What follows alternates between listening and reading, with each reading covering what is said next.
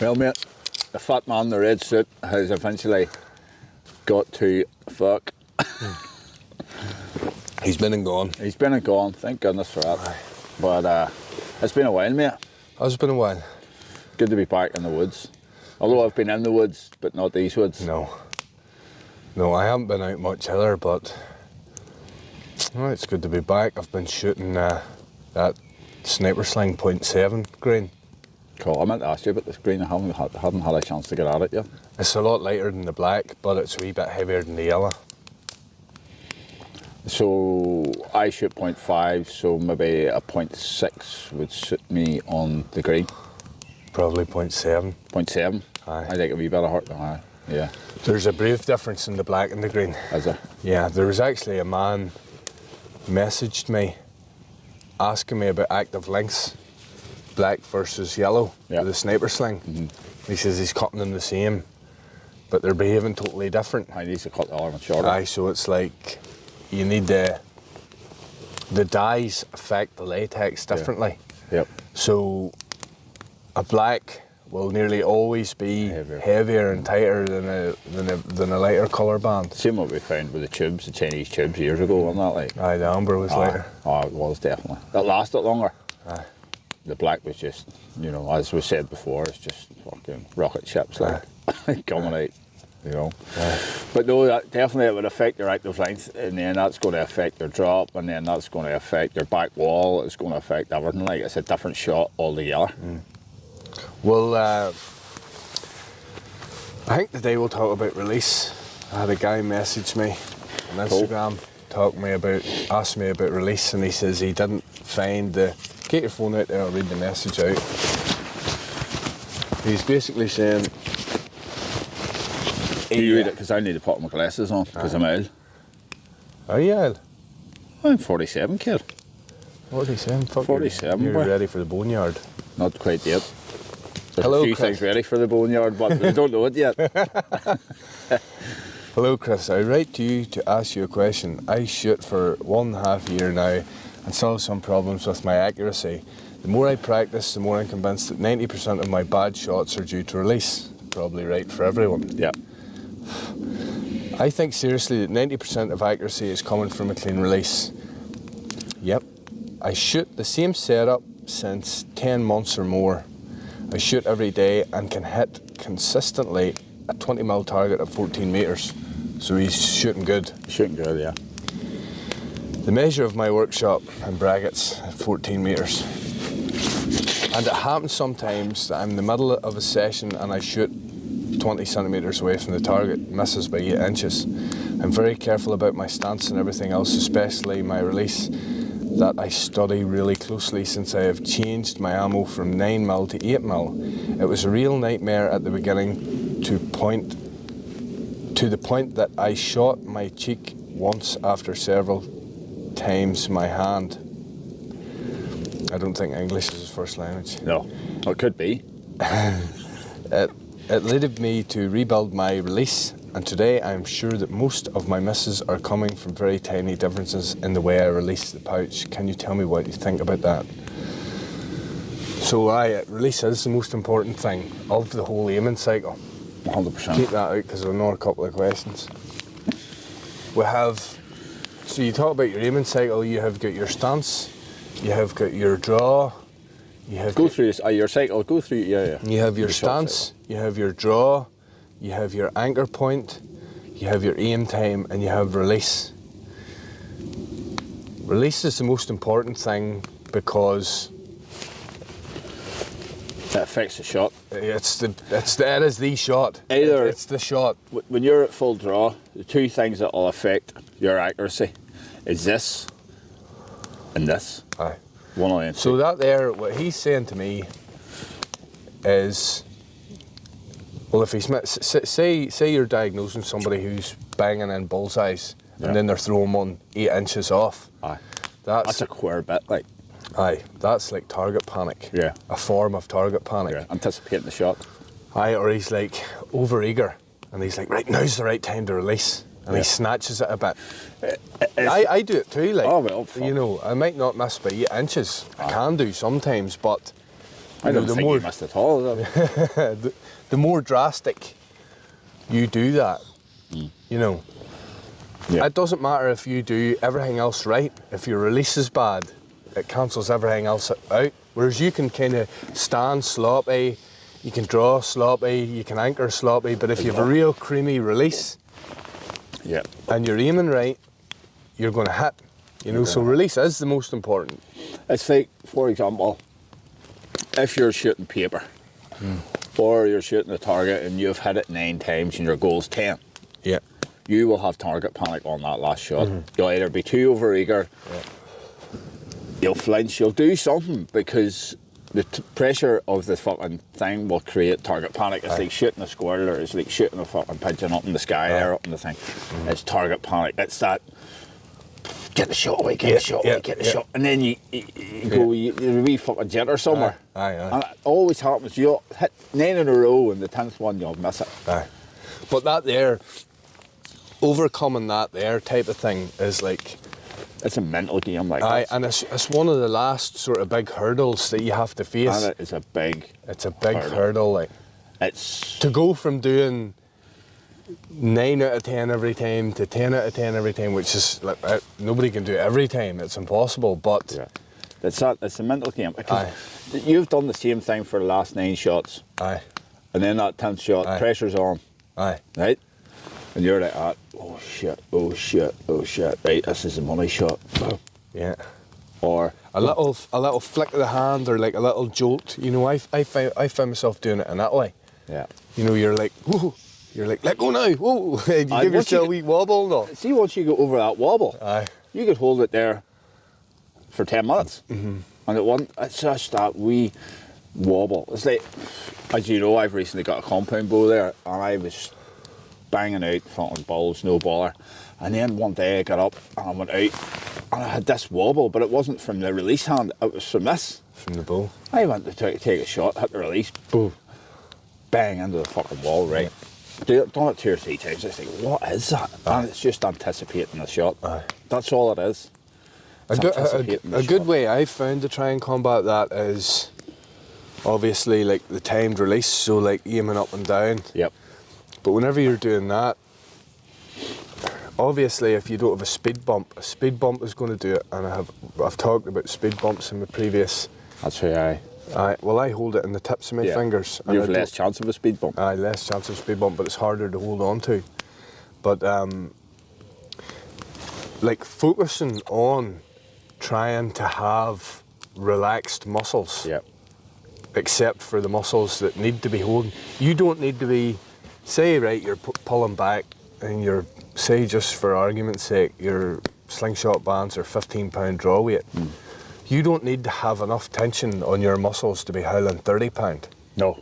Like, it's nervous. It's nervous tension. It's like adrenaline dump type thing. It's like boom. And then it's like whenever you get to that, you say, I'm going to do 10 out of 10 on this 40mm spinner. You're screwed then. If you do the first 9, that 10th is a totally different shot. That shot, that target is now that size. And your whole body is like tensed up. 100%. In excitement, eagerness. And then you can get your reference point up onto it. And you'll be like, I'm going to make this shot, I'm going to make it now. And then the nut, you like mentally go, now. And you release, and it gives you that wee jitter, that wee jolt. Nervous tension. That's what you need to work out. It's like, also, you need to go into like a Zen mode when you're shooting and just be fluid. And you see Chinese shooters doing it, like, and they're just so fluid and they're just so... Same shot, same draw cycle every time. Everything's just so rhythmic. You know what I mean? Also as well, I like the touch That's on. why I think it's important about the aiming cycle. 100%. And also, to delve into that guy's question, are you taking 100 shots, you know, straight off the bat? Are you standing in front of the catch box, bang, bang? How many shots have you taken before that big miss? Because there's fatigue. And you'll find the more you fatigue, the more you'll miss, and the more you'll miss, and then you'll go, wonder, is it that elastic, or is it the pouch, or is it what? Is it something my frame? Is it this? Is it that? It's this taper isn't right.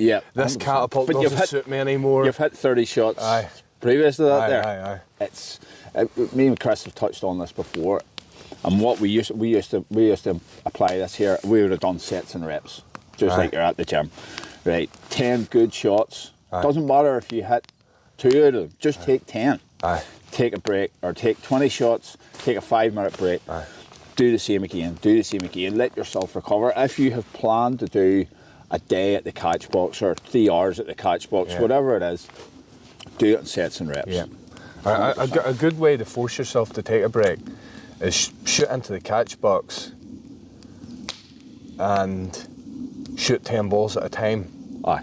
And then all you have to do is count your hits. You don't have to count your shots because you've only got 10 You've balls. only got 10, yeah. And then like a competition. And then you have to have the break to go up and get them Yes. out of the back of the catch box. Yeah.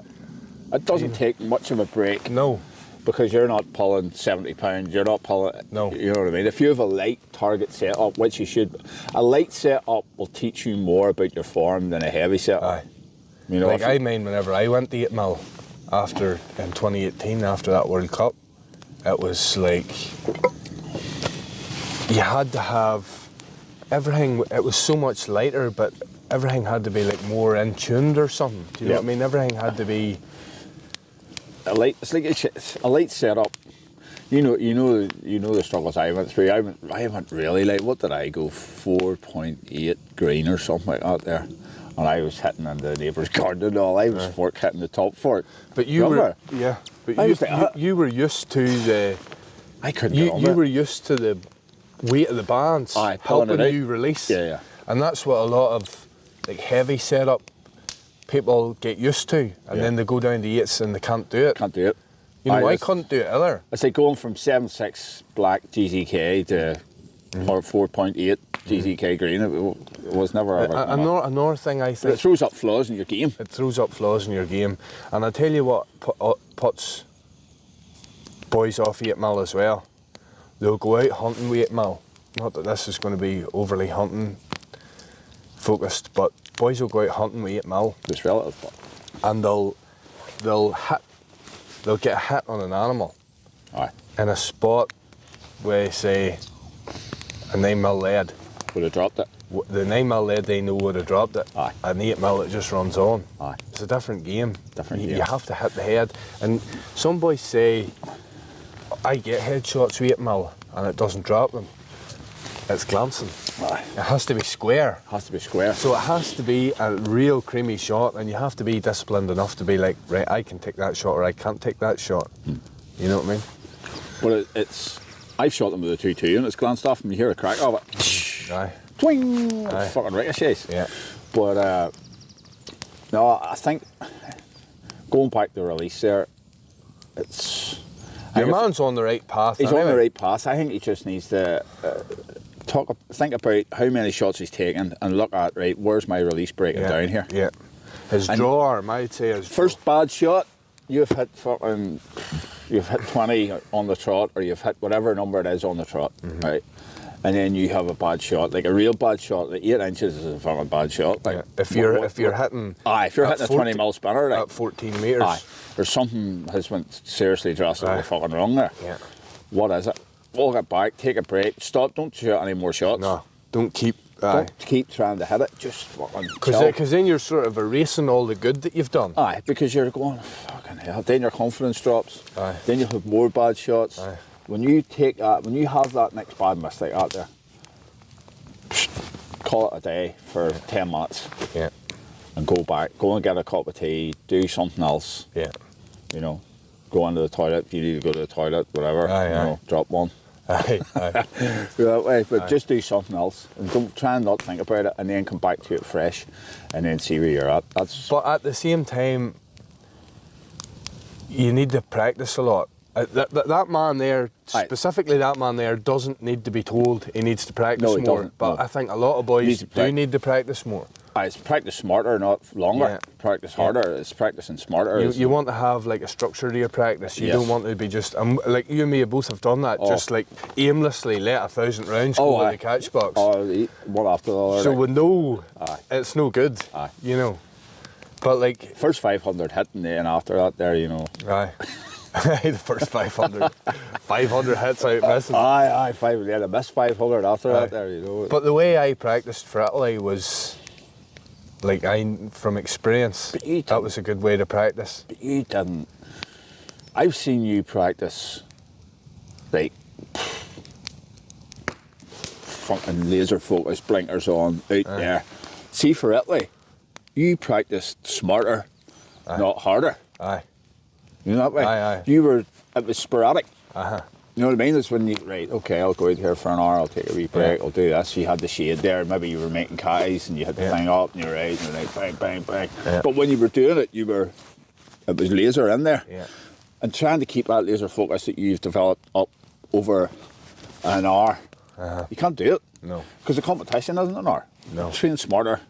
How long's the competition, right? How long am I shooting for? 10 hours we shot. 5 minutes. What have you got to take your shots? How many? 3 minutes. 3 minutes, right. There you go. And you have them done in a minute and a half. Well, there you go. Aye. That's how I would do it. I would go, right, I've got 3 minutes to take these shots. And I'm going to fucking take the 3 minutes. Yeah. Practice that way. You could do it that way. You could, if you're lacking structure in your practice, look at the competition is like Italy there. You've got 3 minutes to hit 5 shots. Aye. Take 10 shots in 3 minutes. Aye. And then leave it. Aye. And then go again. Aye. That's giving you structure to your practice, because I think guys, you know, they'll just stand out there and just bang, bang, bang, bang, bang. Yeah. There's no structure to it. No. If you have structure to it, you're able to put in breaks, you're able to put in this and that. And it might sound as if you're training for an Olympic sport, but It's fucking not far off it. it's not far off. You think about this here as well, right? See, shooting a catapult Aye. has to be arguably harder than shooting a bow, harder than shooting a rifle, it's the hardest shooting sport on the planet. Whenever you're down into... Or maybe a fucking sling. You're slinging it. Yeah. I don't know if a sling... But do you know what I'm saying? But oh, aye. because you haven't anything... No. A compound bow, you've got a mechanic. The only thing harder, or not as hard as shoot a catapult, would be a recurve bow. Aye. Because it's... There's no... There's no mechanical release like a compound. It's well, all... you could say a catapult instinctive.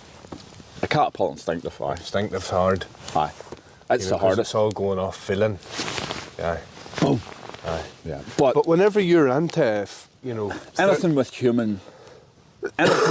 human release. You are the mechanism. You're for the mechanism. shot. Aye. And trying to make that as consistent every time is fucking damn hard. Like a wrist release or a thumb button on a compound bow, it releases it for you. Uh-huh. So all you need to do is not anticipate the shot and let it go. It's the same way with your... Also in release, I forgot to mention this here, was...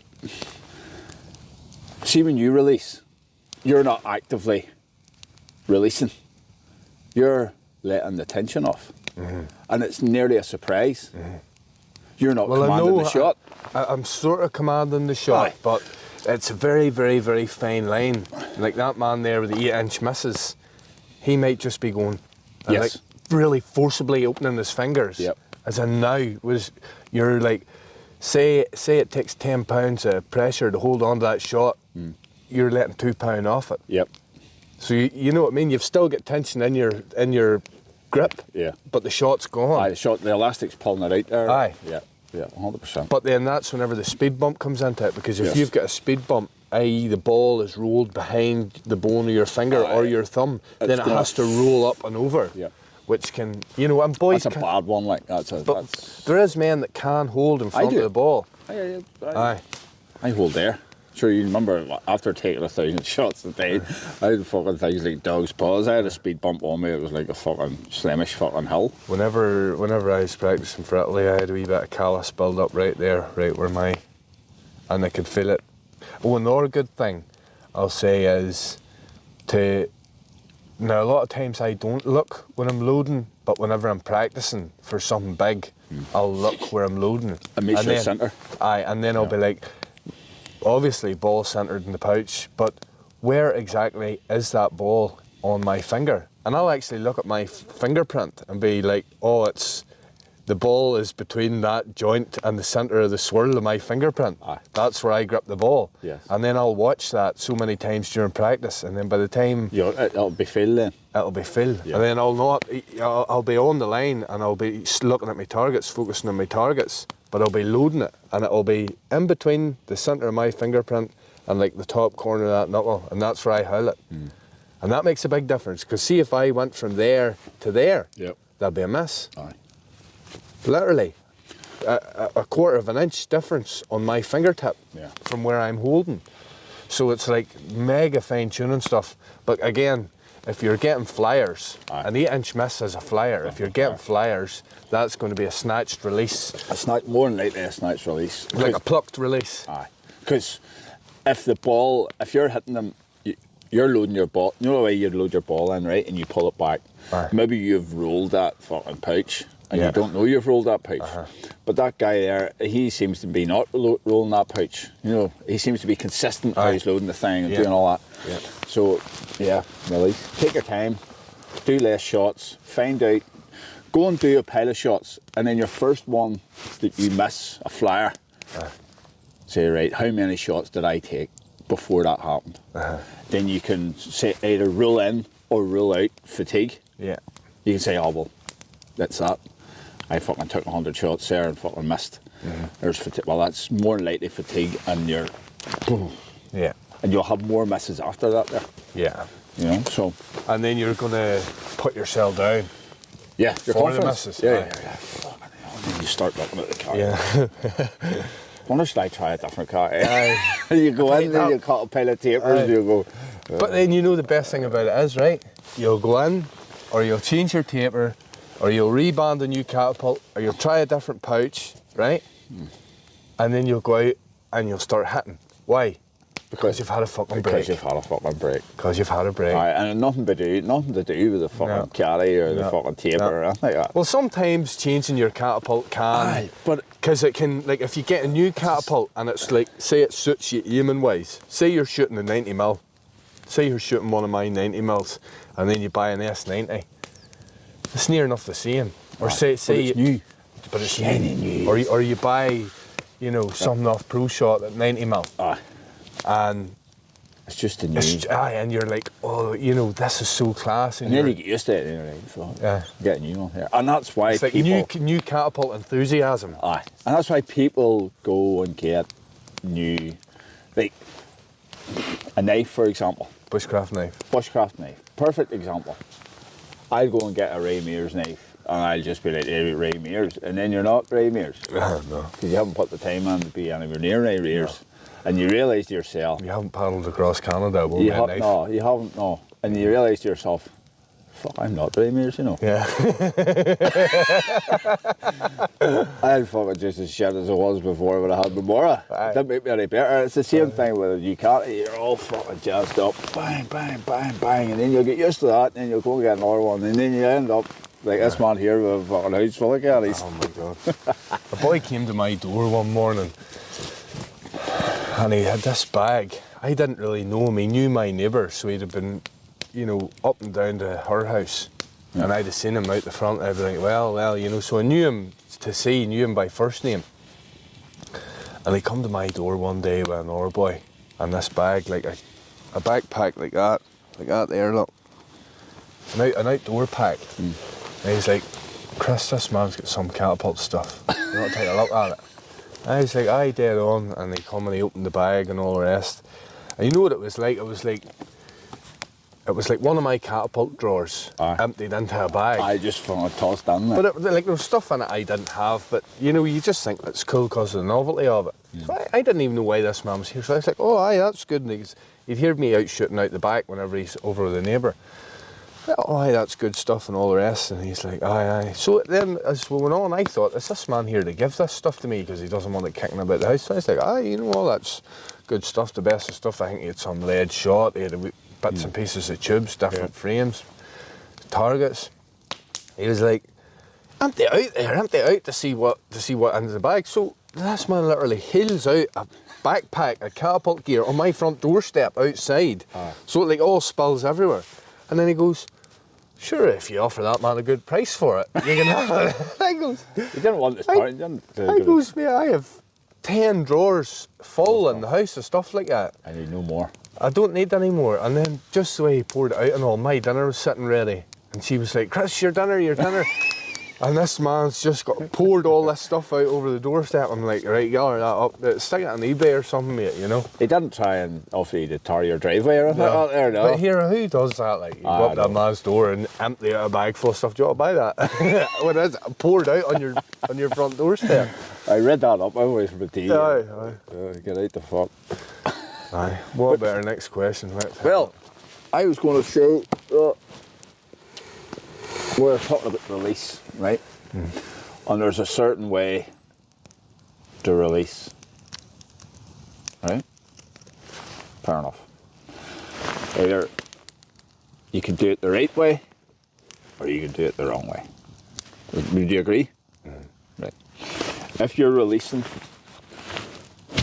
like that, what's that going to do? It's going to fucking through your shot. Yeah. Right? For speed bumps and for this and that, there's a certain way to release. 95%, maybe a 5% something that's your own way you do it. But if you do it wrong... What you could say is, if you want to stand at a line, Yep.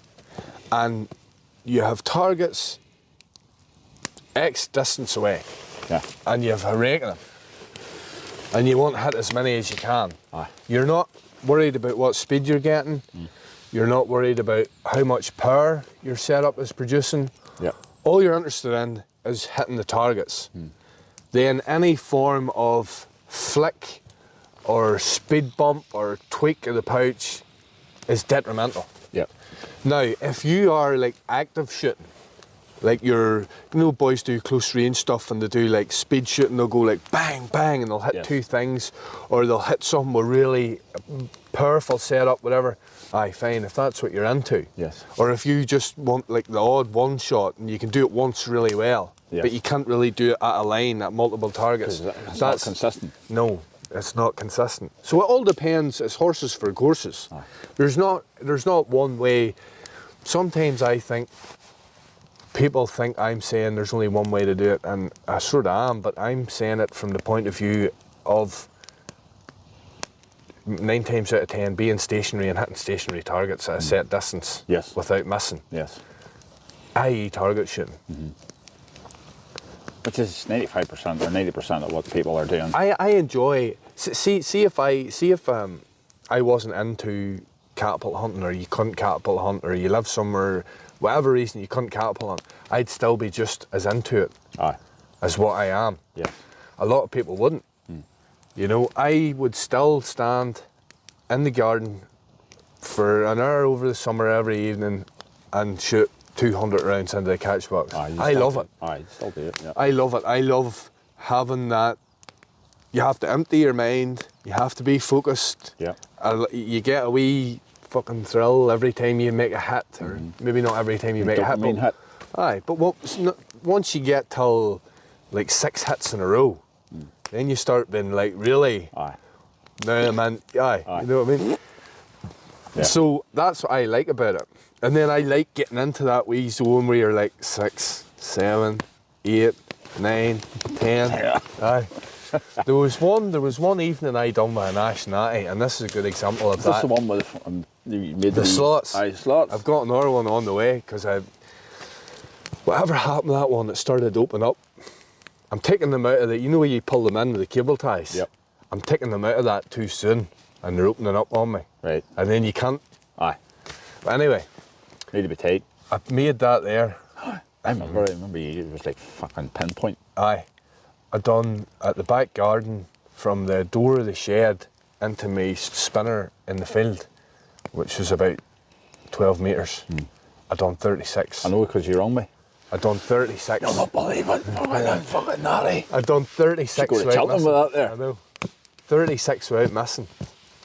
But it's that new WSA thing they're doing a thing. Mine back in the day, the UKCA used to have a classic event, which was a bark on natty.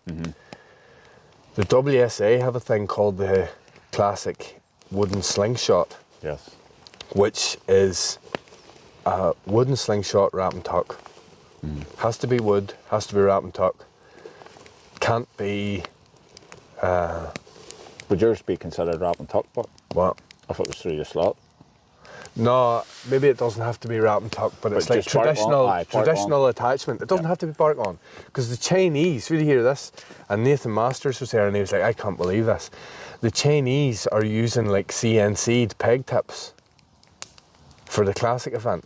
CNC'd wooden peg tips. Brilliant. And then they're making them at like 60, 65, 70, 75, 80, 85, 90, 95. I think there was ones that had them there that were like 115 wide and all.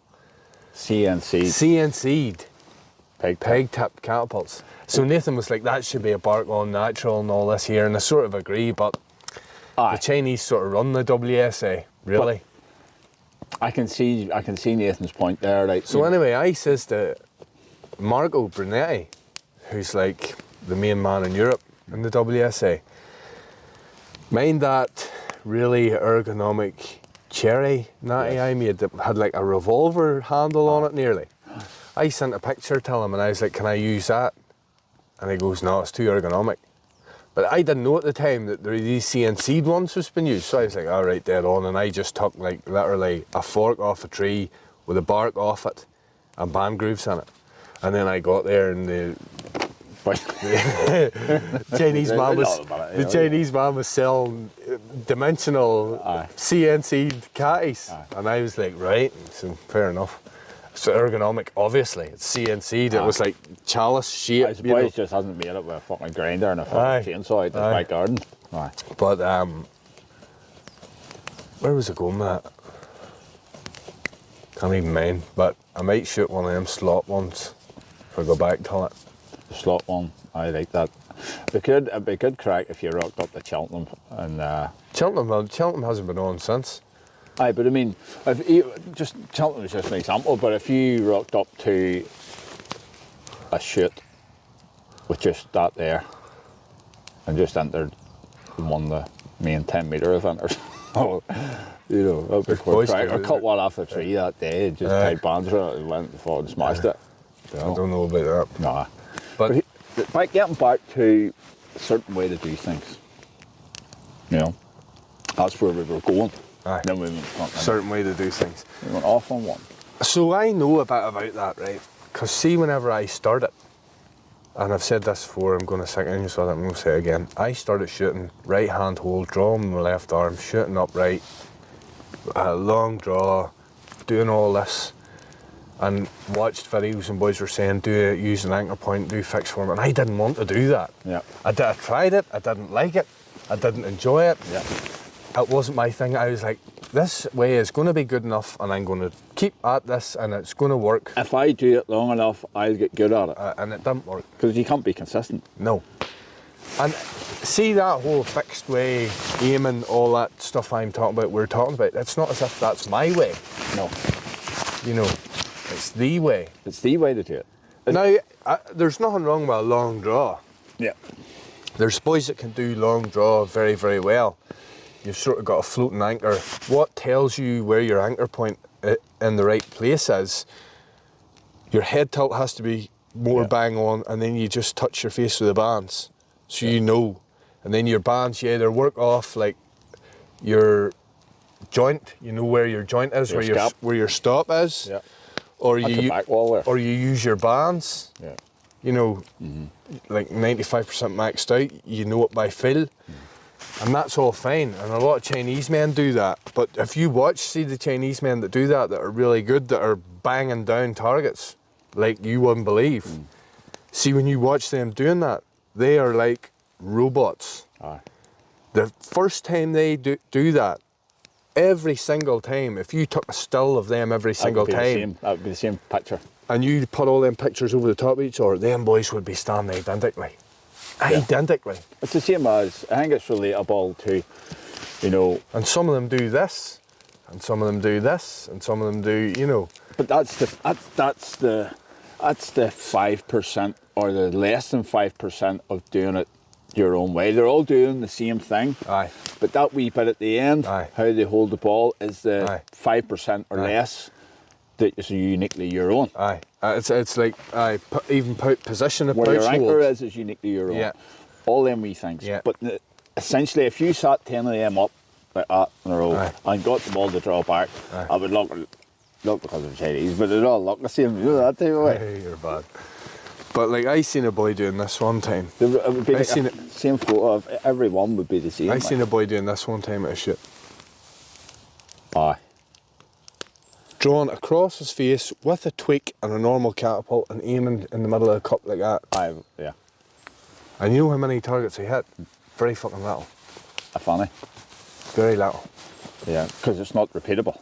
It's like, not really repeatable. If you want to do that just for a bit of fun, you know, I'm not telling you how to shoot your catapult. It's like, but boom, boom, like that. That's a bit, for a bit of crack, hitting a tin at 5 yards. Aye. And hammering it. And hammering it. Aye. Chasing it down the road, playing. So sometimes I'll do that. You'll see something, like a paint bucket or something, a metal one. Aye. Like I'm going to puncture that. Aye. And you go bang, because you'll know that's the way you get the speed. Aye. Sometimes that wee cheap Chinese chronograph that I bought. Sometimes if I want to get the speed, if I say I shoot normally, and I get 310. You want 320? Aye. You'll go.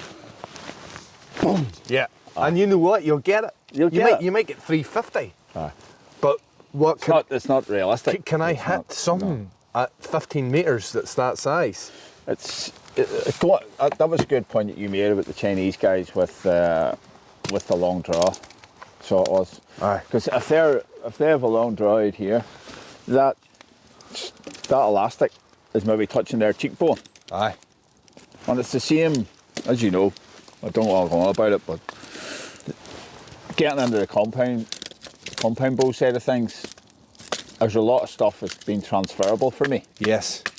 You know that way, like anchor and holding still. And if you look at archery compared to shooting catapults, boys will tell you in catapults it doesn't matter. Yeah, it does. Well, if you go to archery, it's the same. And you want to go and you want to hit targets. You have to do it consistently the same way every time. You're not going to go and shoot at like Olympic style target range like a Red Indian. No, you'll not see. You're not going to go in. You don't see anybody cant it like this here. No, you'll not see it. You're not going to go in there with a Persian bow. No. And run along and hold arrows in one hand. No. You know what I mean? Because yeah, no, you're not going to do it. Like it's the same as traditional trad shooting a trad. It's 45 degree cant. It's this here, and it's boom. You're not holding it. As soon as that's out there, it's away. Aye. Boom. It's a different animal to shooting recurve Olympic or a compound Olympic. It's like the Chinese guys you talked about. If you went to an Olympics or any archery competition in the world, and there's a line of guys, it's like a fucking carbon copy the whole way down it. Aye. You'll not get this one maverick that's just sitting there with a fucking bow like that. Robin Hood. Aye, rocking in fucking bulls. Like, it's not going to happen. Like. But in saying that now, like, there's certain other disciplines to slingshots that I'm nowhere near as good at that I still appreciate about the sport and find really interesting. Yeah. Like that PFS shooter, DU guy or whatever you call him. You know the guy I mean?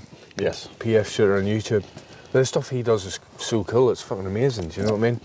Like, quick draw and all this here, like he has these timers on, you know, like the same timer that an actual quick draw pistol shooter will use. And he'll be like, PFS and a marble, ping, and it's unbelievable. And they maybe do 3 in a row. But they're only from here to them rushes.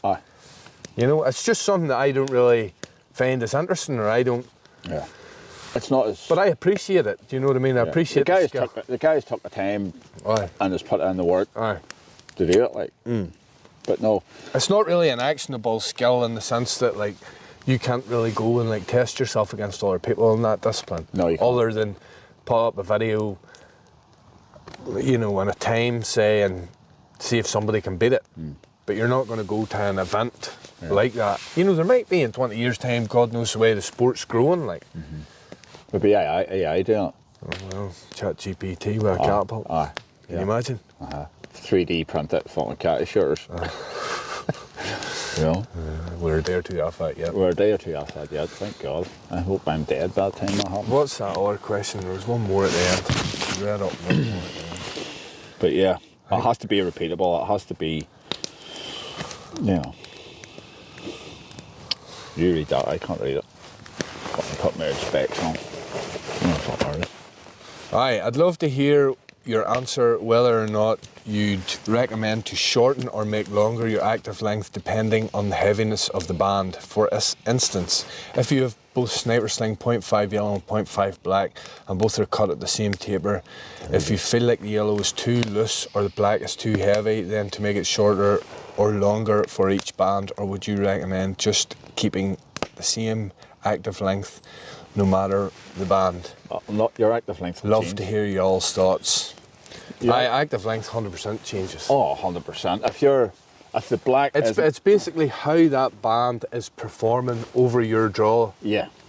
If you have a stretchier band, if you cut it at 15, right, and it's black, you cut the same length in yellow, and your back wall's back here somewhere. That yellow, so it has to come in like that. This doesn't change. Aye. The bands change. Aye.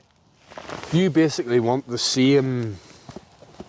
It's not even stretch ratio. It's like the same band tension, even though the band tension won't be the same because the yellow's lighter. But like, it wouldn't be as hard to pull. It's not hard to keep here. I think there's 20 mil of difference.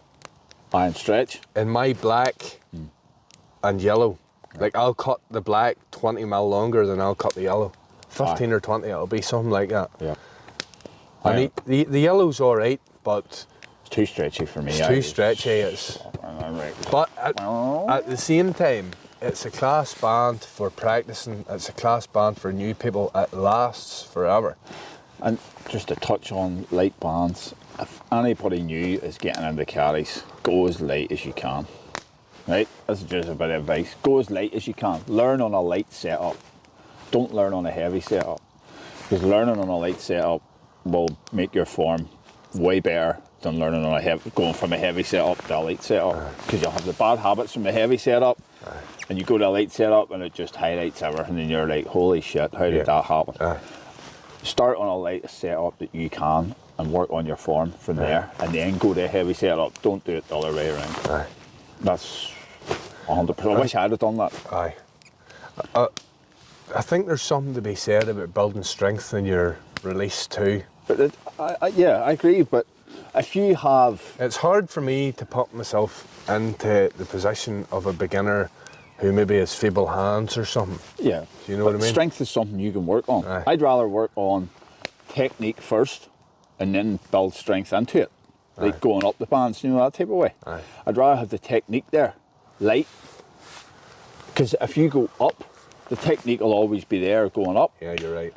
But if you start here and come down, your technique of holding that there, like that thing's ripping out of your fingers. It's like, if you go from that to light, it's not ripping the same, and you're gonna flinch. You're gonna do something. It's like trying to learn how to deadlift close to your 1 rep max. Yes. And then go down. The deadlift will be all over the place. You'll be shaking like a shit dog. You'll be running down your legs. Your spine, I mean. No.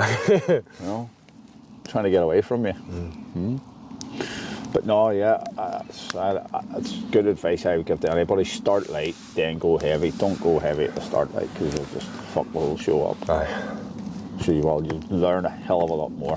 It's like if you're repping bad form, right? Say it takes you, I can't remember the numbers, but it takes, say, 2,000 reps to create a good habit. Shot, say a good habit, right? See, to get out of that, you have to rep 6,000. Perfect fucking shots. No, if you create a bad habit with 2,000 reps, you'll have to do 4,000 good reps to get rid of it. To get out of it. So why not just start at the good? It's like my cub, right? I done kickboxing a lifetime. I've taught him, and I make sure he does it right every time. Every kick, every time. And I see him fucking about in the bag, and he'll kick the bag, and he kicks it, he goes, I'm just messing about. I said, well, why not mess about doing it the right way? Aye. If you mess about that many times, you're going to fucking put a bad habit Well, on yourself. it's like whenever you're going to ring shows Yep. and you're fighting in full contact, Yep. the best full contact fighters are the boys that have come up, learned on points and Yes. light continuous. Yep. They've learned technique. Yes. And you get the boys in there that have just started straight into full contact, that are big racking machines. It's like this. They're class against all racking machines. Aye, but somebody with technique, they're... But there was a fella came into our gym years ago who came from a points background, Yeah. but the kickboxing club he was at didn't do full contact, Aye. and he wanted to fight full contact, so he came to train with us, and then our coach was going to put him into a ring show. They picked them apart. He knocked the boy out with an axe kick. Aye. Now, how many times do you see an axe kick Very rare. in full contact kickboxing? Very rare. And I mean, he could do it. You'd be in tight to him, and he'd hit you with it. Aye. And sparring, and you'd be like, how did that even happen? And you didn't see it. You didn't even see it coming. And like an axe kick, you can, for me to do it, and somebody else would see it coming a fucking mile away. Do you know what I mean? Really swinging a fucking 7-pound double bit. But all of a sudden, bang! Next Bang, thing it's I down your knew, nose, his heel was down my face. Aye, oh aye. And I was like, what? But Just see them happened there? guys, just touching on that, see them guys that done the point fighting, I done the point fighting, like continuous full contact, fucking I just went straight into full contact. everything, I done it all, I done everything. And see that there axe kick, I always used it to bring a guard down. Aye, a lot, but that's it. Boom! Yeah. You know what I mean? Just Aye. bring the guard down, bang. That's what our coach used to tell us, and we practiced it on pads and all, but I don't think I ever even tried it in sparring or anything. Yeah. It's good, like. It's I good. know it is good, but I was just push kick roundhouse. There's a boy, just quickly, one of my trainers, absolute fucking beast of a man, like, and he used to cut the heels. There's no wee bits you'd get. Aye. He had to cut the heels out of his boots. He was a win man for the axe kicks, like, loved them. He cut the heels out of the boots and fucking nailed boys with the heel, like, bad bastard. Aye. Good trainer, but Here, it's only part. See, the boots that we wore were open sole, I open soul, aye. Yeah. but that's the only thing that you can do in kickboxing where there's no padding. Aye, Because if you get it in the face, you're missing the head guard, there's no padding, and then there's no padding on the heel. the So side it's- kick, even the heel side kick Aye. was a good one, like. Aye. But, Side kick's another one I didn't do much of. Oh fuck, that was my main weapon push. Do you know what I became quite good at the end? In practice and on pads, and I hit a boy class with it once in sparring, a spinning hook kick. Oh, class, mate. Spinning hook kick. Bang, whap with the heel. Right round the side of the chops. Oh, and he was like, what happened there? And I was like, you fucking know what I'm talking.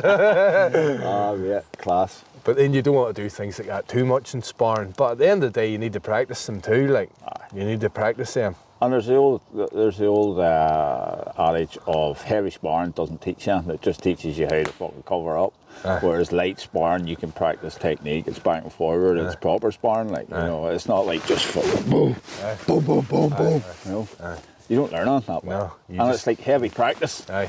You don't learn it. If you go light and put it in light reps and just then you can have fun. And you can just. Do you know what Bill Hayes used to say? I seen in a video of his years and years ago to build up the grip strength. Was, you know the wee bean bags?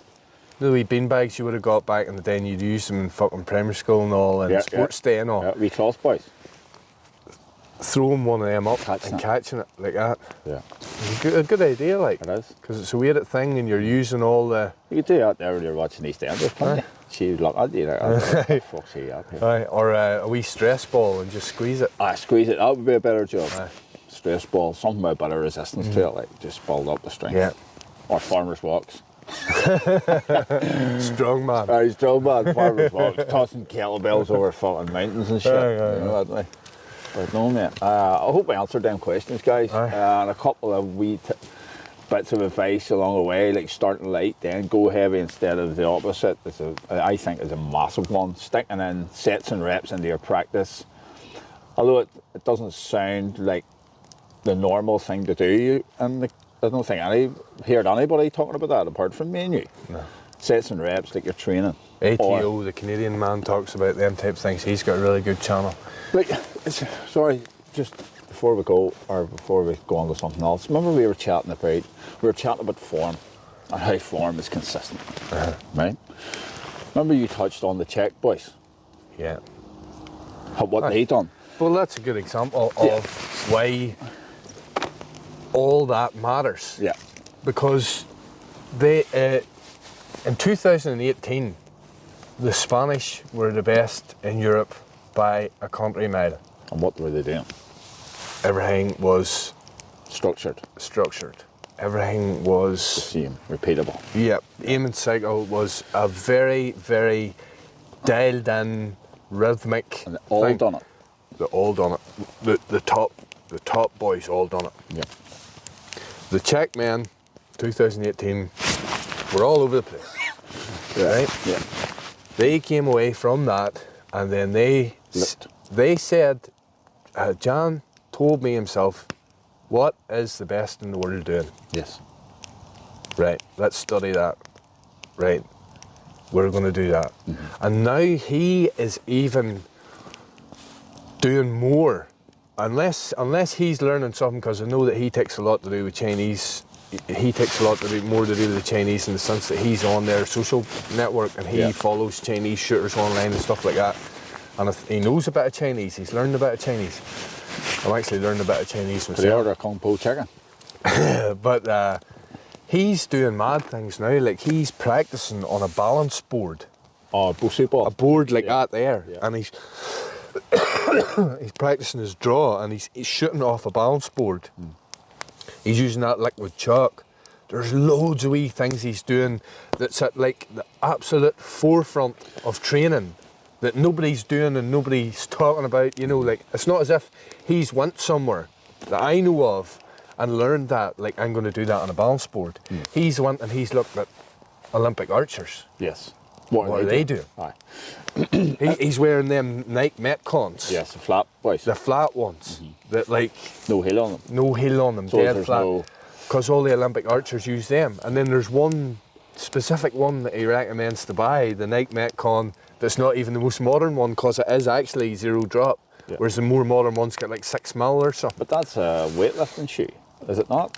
All Olympic archers use them. Aye. See, the Koreans are the best Olympic archers, and he says they all wear the Nike Metcons. Well, Do you mind back in the day whenever I was aiming, and I've been wearing barefoot shoes ever since Italy. I got a pair as soon as I come back. I've worn nothing else since, except safety boots at work. Do you mind years ago, whenever I was aiming, I used to draw and aim, and then I'd start leaning like that there. Yeah. And then there was actually a couple of boys that started doing that, going 'Cause you done it. because it copying me because I was doing it. I wasn't trying to do it. I'm convinced it's because I was stood At in an trainers with a wedge. Aye. Like even if you're wearing a set of Nike Air Max, You can't. Your back can't be straight. You can't be. You can't be well, vertical. it's like standing on a gentle slope. Yeah. You have to be You have to be. countering it. And I think that's what was happening to me because I was leaning over slightly. And then I'm stood, on average, a training shoe, a men's training shoe, is 20 mil drop from heel to toe. Yeah. So you're standing on a slight wedge all the time. And that's, Aye. Go on. you know what I mean, you're having to fight with that as well as stand still. Yeah. So- So you're taking things out of the equation that affect the shot. Well, Olympic archers, it- the Koreans, and the Korean, I think it was Jan told me this, the Korean archery team is the best in the world. He told me that coming up to a certain Olympics, I can't remember what it was, they built an exact replica of the stadium Aye. that they were going to be practicing in. Yeah.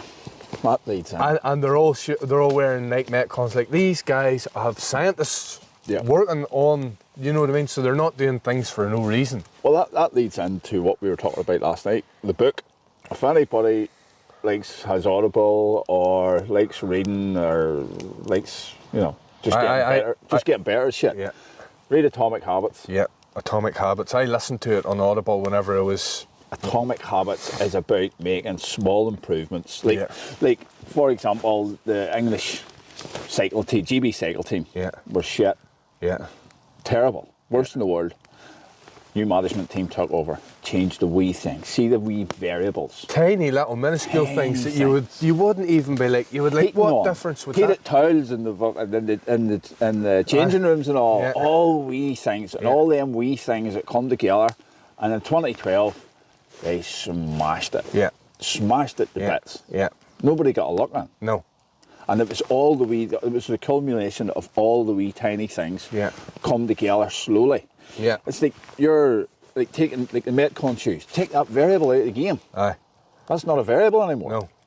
Well, I'm not wearing Metcons, I'm wearing Vivo barefoots. Aye, but you know, for example, I recommend a flat shoe with a thin sole that your feet can spread out in. yep. Vivos are the other boys, Sagru or whatever you call them. Five Fingers or Vibrams. Aye, Vibrams. I actually think when I go to China, You're not if gonna I wear go, five I'm going fingers? to wear Vibrams. They are the ultimate flat, like Yeah, the ultimate barefoot. yeah. So your toes wiggling. But you love like it. Atomic Habits, that was like whenever I sort of developed my own aiming cycle. I took the variables out of it Yep. by making an aiming cycle that was repeatable. Yes. Draw the same time, 2-stage anchor point, you know, thumbnail under the cheek, rear thumb knuckle Yep. at the back of the cheekbone where the muscle connects. Drawn a certain way, up and down, counting it, timing it, breathing, Yeah. release, everything. Yeah. You know, you wouldn't think that would make a big difference, Oh, massive. but it does. Because if you're say you're breathing in on the shot, it's like taking a shot by a rifle. You don't take it. If you take a shot, if you're holding your breath, for example, if your body's under tension, holding that, Aye. it's not under tension. Under tension, not under tension. Raise, fall, raise, fall. Do it on the fall, because you're not trying to hold your breath. Aye. It's just as that last breath comes out, time it, everything's there, Yeah, boom, yeah. bang, Yeah. boom, away. It's the same, it's that draw cycle. And it's, see, to be fair, it isn't complicated. No. Because there's a step to everything. Once you rep that form into yourself, Yeah. it's so easy. It's second nature. It's easy second. It's having the discipline to do it. Aye. It's having the discipline to stand in front of that catch box and go right. Feet under the hips level, right? The next step, draw back. Is my anchor point right? Is this right? And go through all them go through that checklist. Is everything right? See if you need to spend 5 minutes on your stand like that. Do it.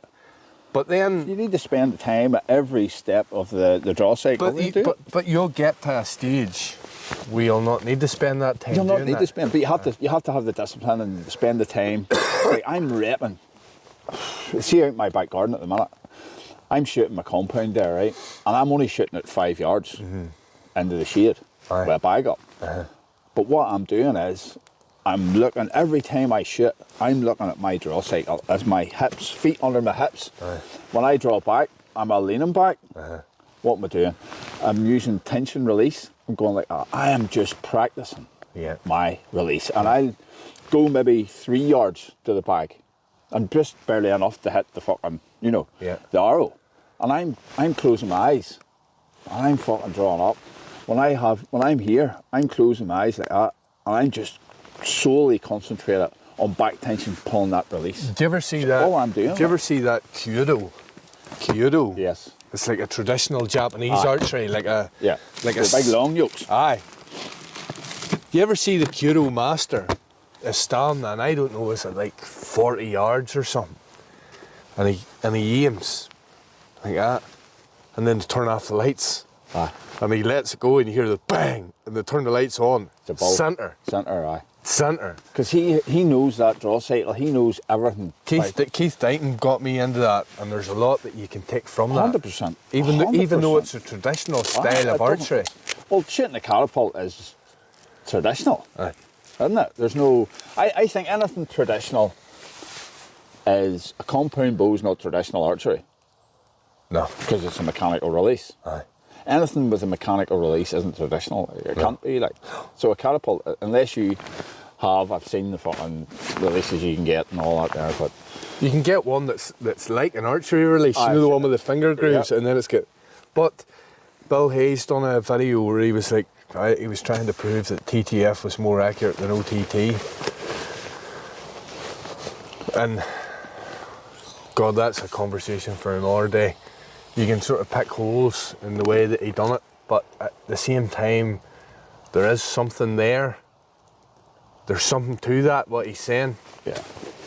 Fuck it, we'll go over it now briefly.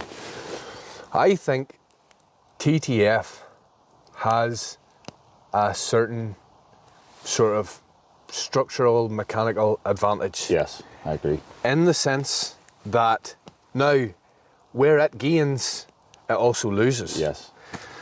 In the sense that, right, if you imagine a vertical plane, it's your aiming plane. So I'm aiming over the top like that. My forks are vertical like that, and my bands are mounted vertically on the fork. So my aiming plane is a straight line, Yes. up and down. Yep. See, with TTF, it's a straight line up and down, but then the bands are mounted yes. horizontally. It's a cross. So it's like an I shape. Aye, yeah. So It's a crosshair, like. So it, and over the top, will miss very, very, very slightly more Yeah. side to side. Yes. But I mean, like, It's not a kicking our off all like that. it's a minuscule thing, but with TTF, it wants to go straight. Yes. It naturally wants to go straight. Whereas OTT, it can go that way or that way dead easy, because the bands are just straight up and down. So you've got like two. With OTT, you've got one axis Yes. of tension and pull and trajectory, whereas TTF you've got two. But where they fall down and where their strengths are is TTF is obviously target shooting. TTF obstructs your sight picture It much does. worse. Yeah. So for hunting application, It's worse with drop, because you've blocked out more of your target. yeah. Naturally, the way the design of the catapult is, an OTT, the bands can be right on top of your fingers, Yes. and you can still aim down the band. Yeah.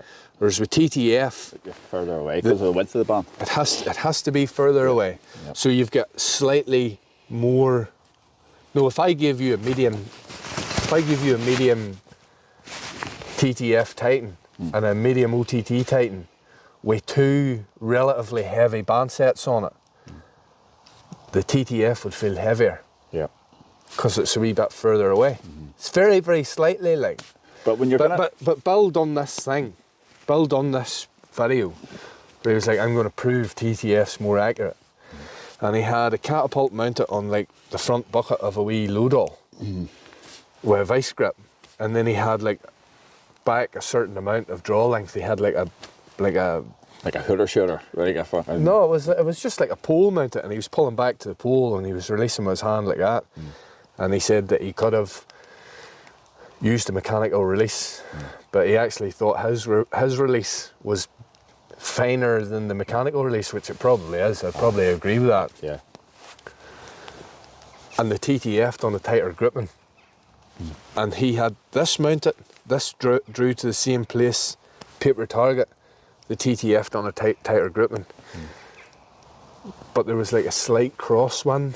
It was outside. Yeah. So the OTT bands, the broad side of them's facing the breeze. There's the TTF, it's... Yes, yes. I know. It's like, I found that in a windy conditions, the TT is better because you try and shoot in the TTF and the wind's blowing that way, the fucking bands are... Both of them don't get... Now, it wasn't enough to make the bands buzz, Yeah. but it was enough to push them. You know, it was... Maybe it wasn't, I don't know, but his experiment was interesting, and I have often thought about that. You know, I can shoot TTF very well, and one Cheltenham shooting TTF, and like there is a... The hammer grip, the Chinese hammer grip. There is, deadly. there is a slight side-to-side variable advantage. But I think when you're going up into the levels of that's the only time you would ever, if you're going up into highly skilled, highly practiced levels, that's the only time you'll see a difference. It's the only time you would notice it. Aye. You know, and then you would say that to somebody and they wouldn't. It's like when you look at a carry, you'll know if you shoot a 90 and you're shooting 89, you'll know. Aye. You'll know that mill. I told Nathan Masters that and he couldn't believe it. You'll know the difference between that. So you'll go, that's not right. Because he said to me, him and Mark Selgin done a new frame and it's class, like it's so cool. It kind of looks like a Batman catapult.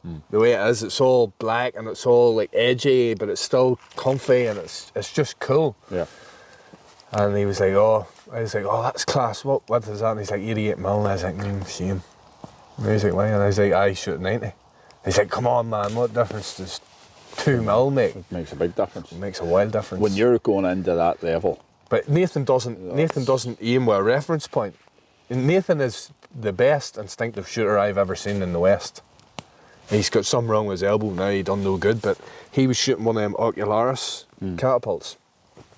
And I think he had one band attached OTT, and then the other one was attached at a 45-degree cant.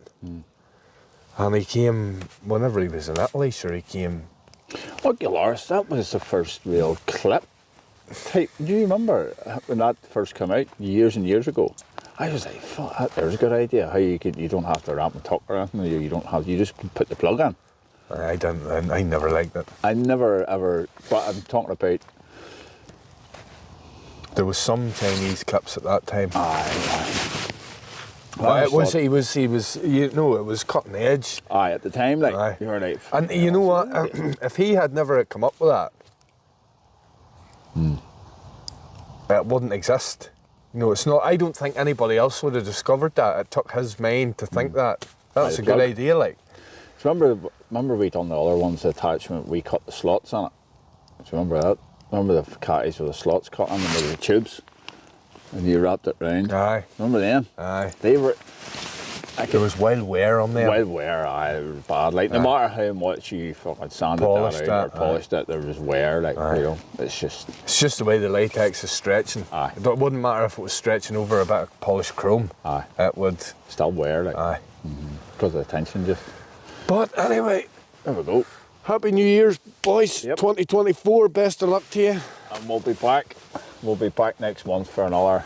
We'll be back next month for another... I think if we do one, I don't know, what does the guys want? You know, every once week. a month. I like the questions. Once a month.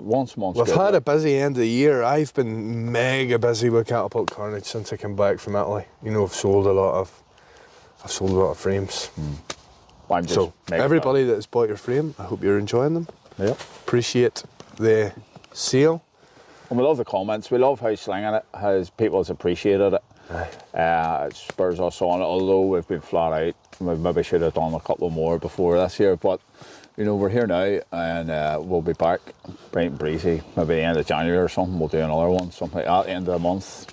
I've got a new GoPro Hero 12 for Christmas, so plenty of hunting footage to come. I have a GoPro 7. The only thing puts me off it is it's just a pain to use, whereas the 12 it's slightly better. There's way more features that are going to make it better for hunting. Like if I'm using a head mount, yeah, and you lean over like that, and the camera angle's over like that, and the thing looks far away, and you can't really make it out. To me, it's not, you know. Yeah. But the 12's just a better camera. But anyway. What about just touch on rangefinders? Rangefinders, that's right. Me and Paul popped the balloon up there from here. One of my YouTube shorts, and people were going, what distance was that? And you would just guess that from that uprooted tree. Aye. So I think Paul replied to the comment and gave the man a guesstimate. I done it with a rangefinder. It's 48.7 metres. Might actually do a couple now. Rangefinder is the ticket for when you're out catapult shooting. That tree, yeah, I can get them. That uprooted, see that stump? There's me. 48.7 I got. You're in yards, but mine was I'm in yards, I'm 53 yards. 53 yards. Anyway, boys, Happy New Year. Yep. Questions to inspire thing. If this is your first time watching Slinging It and you enjoyed it, we've got hours of Slinging It there for you to watch. We do, yeah. That was a good chat there this morning. We covered a lot of stuff. I think we covered the questions that we pulled up that needed answered. Yeah. And the guy that's doing the releases and the missus, just take our advice on board and try and apply it to your practice. That's all we can really say about that there. Because we've done it. Yeah. You know. We've done all them fucking silly all things. them full things are. You know. Right, boys, like and subscribe.